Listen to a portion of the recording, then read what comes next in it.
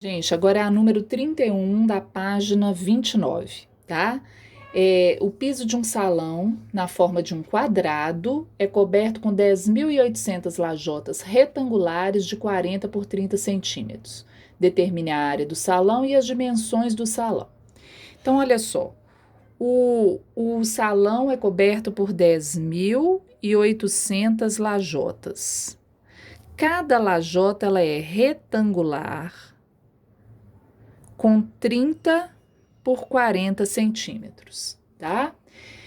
Primeira coisa, se eu quero a área de uma lajota, eu multiplico por 30 por 40 e vou achar 1.200 centímetros quadrados, né? Cada lajota. Se cada lajota tem 1.200 centímetros quadrados e o piso do salão ele tem um total de 10.800. Se eu cada lajota é 1.200 centímetros quadrados, o que eu tenho que fazer?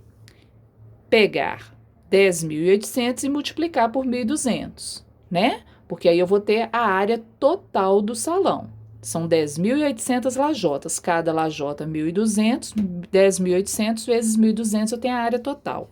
Quando eu multiplico 10.800 por 1.200, vai dar, eu tenho esse valor aqui, só um minuto, vai dar 2, 9, 6, 4 zeros. Ou seja, deu 12.960.000 centímetros quadrados. Eu estou trabalhando com centímetro aqui, tá? Porque ela tem 30 por 40 centímetros. Se deu essa área aqui em centímetros quadrados, como é que eu transformo centímetros quadrados em metros quadrados? Vai diminuir uma boa parte de zeros aqui, né? Vocês devem lembrar daquela regrinha de centímetros quadrados para metros quadrados, eu vou pulando de duas em duas casas, ó. Decímetro quadrado, metro quadrado. Vai parar aqui, ó, a vírgula, 1.296 metros quadrados. É uma matéria antiga, lá do segundo ciclo, tá? Relembrando para vocês rapidinho aqui, ó. A gente tem uma regrinha a gente tem as medidas lá, milímetro, centímetro, decímetro, metro, decâmetro, hectômetro e quilômetro. Para quem não lembra essa matéria, é bom dar uma olhadinha, uma pesquisadinha aí para relembrar, tá? Então, eu estou aqui em centímetro, né? Para eu chegar em metro, eu tenho que pular de duas em duas casas quando eu estou falando de centímetro quadrado. Então, eu estou aqui em centímetro, eu vou pular duas, vou chegar em decímetro, vou pular mais duas, eu chego em metro quadrado, tá? Isso aqui é tudo quadrado, ok? Então, aqui, ó, tinha dado 12.960.000 centímetros quadrados. A vírgula tá aqui no final do número. Eu pulo duas, eu venho para decímetro quadrado. Eu pulo mais duas, chego aqui, metro quadrado, ok? Então, deu 1.296 metros quadrados a área do salão, que é um quadradão, né? Então, a pergunta letra A. Letra A. A área do salão é 1.296 metros quadrados. Agora, a letra B. As dimensões do salão. Qual vai ser a dimensão? Não falou que o salão é quadrado? Se a área aqui deu 1.296, como é que eu faço para achar o lado aqui do quadrado?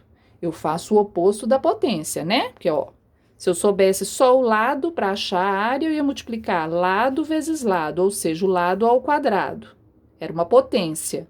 Como eu tenho o contrário, eu tenho a área e quero o lado, eu vou fazer a raiz quadrada dela, certo? Raiz quadrada de 1.296, eu vou achar o lado aqui, certo? Então, a raiz quadrada de 1.296, eu não vou fazer aqui para o vídeo ficar muito grande, mas é só decompor o número em fatores primos, né? Aquele vídeo de radiciação, vocês vão chegar em 36. Raiz de 1.296 é 36. Ou seja, as dimensões do salão são 36 metros por 36. 36 vezes 36, 1.296. ok? Gente, olha só, número 32 da página 29 agora, tá? Página 29. Tá querendo o seguinte, considerando o número 110, responda. Letra A. Entre quais números quadrados perfeitos ele está compreendido? Gente, o que é número quadrado perfeito mesmo? É todo número que possui a raiz quadrada. Então, por exemplo, vou fazer uma listinha rapidinha aqui com vocês. 0 vezes 0 é 0, 1 vezes 1 é 1, 2 vezes 2 é 4, 3 vezes 3 é 9, 4 vezes 4 é 16, 5 vezes 5 25, 6 vezes 6 36, 7 vezes 7 49, 8 vezes 8 64, 9 vezes 9 81, 10 vezes 10 100, 11 vezes 11 121, 12 vezes 12, 144, 13 vezes 13, 169, 14 vezes 14, 196, eu acho, 15 vezes 15, 225, e por aí vai. Eles são infinitos. Se eu continuar, 15 vezes 15, 16 vezes 6, 17 vezes 17, 18 vezes 18, eu vou achando os números quadrados perfeitos, né? E aí a pergunta é, o número 110 está entre quais números quadrados perfeitos? 110, ele é maior que 100 e ele é menor que 121. Então, ele está nesse meio aqui, ó, entre 100 e 121. É a resposta letra A, 100 e 121. 110 está no meio dos dois. Letra B, a raiz quadrada desse número está compreendida entre quais números naturais? A raiz quadrada de 110, 110 não é um número quadrado perfeito, ele não está aqui. Ele não tem raiz exata, ele é um número irracional, a raiz dele. Lembram? Raiz quadrada de 110 não é um número exato, vai dar uma dízima. E vai dar uma dízima, pensam vocês, ele está mais perto do 100 ou mais perto do 121? Ele está um pouco mais perto do 100, né? Então, olha só, ele vai ser 10, alguma coisa aqui. Um monte de número, não é uma dízima periódica, tá? A raiz quadrada desse número está compreendida entre quais números naturais? Então, a raiz desse número está entre 10 e 11. Ele é um pouco mais que 10 e menos que 11. Então, letra B, entre 10 e 11. E letra C, qual é a raiz quadrada por falta a menos de uma unidade? Ou seja, a raiz quadrada por falta a menos de uma unidade é 10. Por quê? Ele é mais que 10 e é menos que 11. Então, está a menos de uma unidade.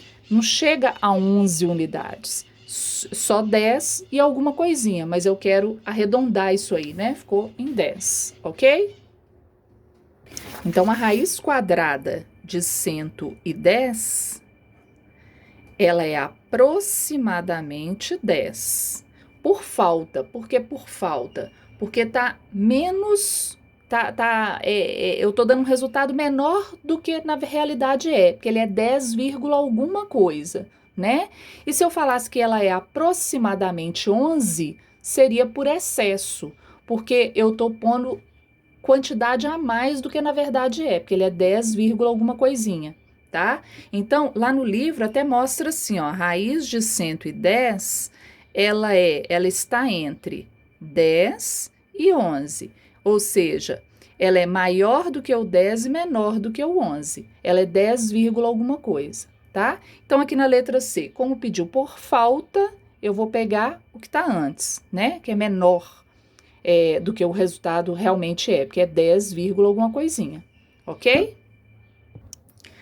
Gente, o número 6 da página 38 tá pedindo o seguinte. Só achar minha caneta aqui preta que eu perdi ela. Achei. Esse número tá pedindo, essa questão tá pedindo o seguinte. Qual é o menor número pelo qual devemos multiplicar?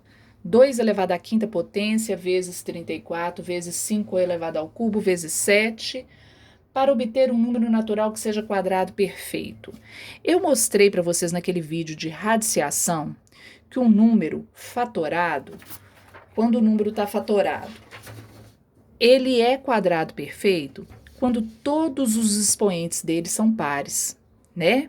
Então, Se eu tenho, por exemplo, 2 elevado ao quadrado vezes 3, esse número não é um número quadrado perfeito. Vamos ver. 2 elevado ao quadrado, 4. 4 vezes 3, 12. Realmente, 12 não é um número quadrado perfeito. Mas se eu coloco, por exemplo, elevado a 2, já vai dar. Porque, ó, 2 elevado a 2, 4. 3 elevado ao quadrado, 9. E 4 vezes 9 é 36. Dá um número quadrado perfeito. Para ser quadrado perfeito, todos os expoentes têm que ser pares. Lembram disso? Mostrei lá no vídeo de radiciação. Então, aqui, o que acontece? Tem um 34 aqui no meio que não está fatorado. Vamos fatorar o 34, que vai dar por 2, 17, por 17, 1. Então, isso aqui, na verdade, é 2 elevado à quinta potência, vezes 2 vezes 17, 34, eu coloquei a forma fatorada, 2 vezes 17, vezes 5 elevado ao cubo, vezes 7. Então, todos os expoentes aqui deveriam estar com expoente par. Para começar, esse 2 à quinta com vezes 2 aqui, eu posso juntar e vai virar 2 elevado à sexta, certo? 2 elevado à quinta vezes o outro 2 aqui, então é, na verdade, 2 elevado à sexta. Vezes 17, não está com expoente par. 5 elevado ao cubo não está com expoente par. 7 não está com expoente par. Faltou um 17 aqui, porque aí ele ficaria 17 ao quadrado. Faltou um 5, que aí ele ficaria 5 elevado à quarta. E faltou um 7, para ficar 7 ao quadrado. Ou seja, faltou no mínimo isso. Que aí eu teria, porque pediu o menor, né? Qual o menor número pelo qual devemos multiplicar. Então, na verdade, faltou o 17 uma vez, o 5 uma vez, o 7 uma vez. Multiplicando isso aqui tudo, vai dar 595. Então, na verdade, esse número dado no exercício, ele deve ser multiplicado por 595 para se transformar num número quadrado perfeito. Beleza? Número 7, da página 38. Está pedindo o seguinte: sendo A igual a 3 elevado ao cubo vezes 5 vezes 7 e B igual a 3 vezes 5 vezes 7, calcule a raiz quadrada de A vezes B. Então, A vezes B, o que acontece aqui, ó? A é 3 elevado ao cubo vezes 5 vezes 7. Vezes o B, que é 3 vezes 5 vezes 7. Para começar, eu posso juntar aqui, né? Ó, 3 elevado ao cubo vezes 3 aqui uma vez é o mesmo que 3 elevado à quarta, ou seja, o 3 4 vezes. 5 com esse 5, 5 ao quadrado. E o 7 vezes 7, 7 ao quadrado. Lá naquele vídeo lá da radiciação, eu mostro para vocês 3 elevado à quarta, eu posso colocar assim também, não posso? 3 elevado ao quadrado vezes 3 elevado ao quadrado, 5 elevado ao quadrado vezes 7 elevado ao quadrado. Então, eu deixei todos com elevado ao quadrado. Se eu quero a raiz quadrada desse número, eu pego só as bases, lembram? A Débora depois vai mostrar melhor isso para vocês nas propriedades da potência. Mas toda vez que você tem aqui, ó, elevados ao quadrado, eu pego só as bases. Então, vou pegar o 3, o 5 e o 7.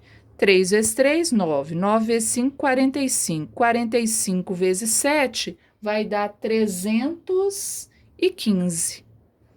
Ok? A raiz quadrada desse número aqui, que é o produto de A vezes B, vai ser 315. Certinho? Pessoal, olha aí, a questão 10 da página 38. Tá pedindo o resultado dessa expressão aqui. O que eu falei com vocês? Todas as vezes que a gente tiver um número na forma decimal, que tiver difícil de resolver daquela forma, eu posso transformar em fração. Mesma coisa o contrário. Quando eu tenho uma fração que está mais difícil de resolver em forma de fração, eu deveria estar em decimal, eu transformo em decimal, né? Então, esse é o caso. Em forma de dízimo, eu não vou conseguir achar a raiz desse número, nem desse. Então, eu vou transformar em fração. Vocês já sabem transformar em fração usando aquela regrinha, né? De colocar o 9 no denominador, o 0, né? Em resumo, transformando essa dízima em fração, vai dar 16 nonos. Ok? E o denominador? Essa dízima em forma de fração vai dar 1 nono. Olha como é que ficou mais fácil. Isso é o mesmo que isso, 16 nonos. Isso é o mesmo que isso, 1 nono. Agora a raiz, olha como é que ficou fácil. Raiz de 16 nonos é o mesmo que 4 terços. Raiz do numerador, raiz do denominador. Mesma coisa embaixo. Raiz de 1, 1. Raiz de 9, 3. O que é isso aqui, gente? Uma divisão de fração, né? 4 terços dividido por 1 terço. 4 terços dividido por 1 terço. Como é que faz divisão de fração? Conserva a primeira, inverte a segunda. A regra da Raimunda, né? 4 terços vezes 3 inteiros. Você inverte a segunda e transforma numa multiplicação. E aí? Olha se dá para cancelar. Nesse caso, dá para cancelar aqui. E o resultado é 4. Ok? Letra B de bola. Gente, vocês me desculpem, eu pulei na página 30, tinha dúvida no número 35, tá? Número 35 tá pedindo para fazer estimativas para achar o valor aproximado de raiz de 51, 50 vezes a raiz de 51 e 200 vezes a raiz de 51, tá? Que é o valor aproximado disso. Por que aproximado? Porque 51 não é um número quadrado perfeito, né? Então, vocês têm que pensar lá naqueles números quadrados perfeitos que eu fiz a listinha com vocês, olha. 51 tá entre quais números aqui? 51 tá aqui nesse meio, olha, entre o 49 e o 64, certo? 51 tá aqui no meio. Ou seja, a raiz de 51, ela é maior que 7, menor que 8. Correto? Então, ó, raiz de 51 está entre a raiz de 49 e a raiz de 64. Ou seja, ela está entre 7 e 8. Ela é maior que 7, menor que 8. Mais perto de 7 ou mais perto de 8? É só olhar. 51 está mais perto de 49 ou mais perto de 64? Mais perto de 49. Então, ela é aproximadamente 7, tá? Então, aqui, ó, vou usar aquele símbolo de aproximadamente. Aproximadamente 7, a raiz de 51, tá? Quando eu quero 50 vezes a raiz de 51, eu vou fazer 50 vezes 7. 50 vezes 7 vai dar aproximadamente 350. Ok? E 200 vezes a raiz quadrada de 51, 200 vezes 7. Então, aproximadamente 1.400. Belezinha? E a pergunta embaixo é: como você pode comprovar os resultados que obteve? Usando a calculadora, né? Pega a calculadora e faz raiz de 51. Vai aparecer lá no visor 7, um monte de números. 50 vezes a raiz quadrada de 51. Vai aparecer lá 350, também um monte de números. E a mesma coisa na letra C, tá? Então, como você pode comprovar? Usando uma calculadora, por exemplo, é um dos casos, é uma das situações. Beleza? Gente, vocês colocaram como dúvida no dia da aula a questão 42 da página 32. Essa eu não vou fazer porque é para fazer na calculadora. Vocês devem ter me falado errado, tá? Questão 42 da página 32 é para fazer usando a calculadora, tá? Só verificar lá se as respostas estão certas no exercício anterior, tá bom? Gente, agora os exercícios complementares. Vocês me pediram os números 7 e 8, né? Então, o número 7. Tá perguntando qual é a soma dessas duas dízimas aqui e em forma de fração, tá? Mas, primeiro, posso somar do jeito que tá? Vamos pensar.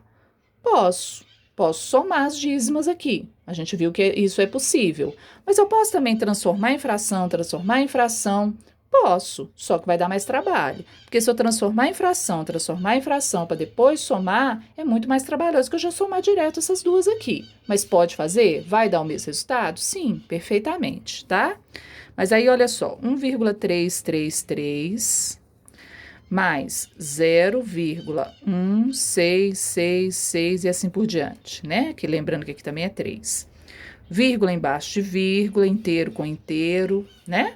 O que vai acontecer? Isso vai dar 9, 9, 9, infinitamente 9 para cá. E aqui vai dar 4 e aqui vai dar 1 inteiro. Então, deu 1,499999, certinho? Só que a resposta está em fração, né? É de múltipla escolha, essa resposta está em fração. Então, eu tenho que transformar essa dízima em fração. Como que eu faço mesmo? Vamos fazer, ó, pega o número todo até o primeiro algarismo aqui do período, formou 149, tiro a parte que não pertence ao período, que é o 14, embaixo, 9 para cada algarismo que repete, então, é só o 9 que repete, eu ponho 9, e 1 para quem não repete, então, um 0 para o 4, né? 9 para cada algarismo do período e 0 para cada algarismo que não pertence ao período na parte decimal. Então, formou 90 aqui embaixo. Quanto que vai dar isso? 135 90avos. As respostas lá estão na forma irredutível. Isso aqui dá para simplificar, né? Vou dividir aqui por 5, vai dar 27, vai dar sobra 4, 18, certo? Dá para dividir aqui por 9, que vai dar 3 meios. Ou seja, letra E. Belezinha? Pessoal, e a questão 8, ela vai ser anulada. Eu tô vendo aqui, ela foi digitada errada e tá dando números muito grandes. Então, a questão número 8 dos exercícios complementares não precisa fazer, ok?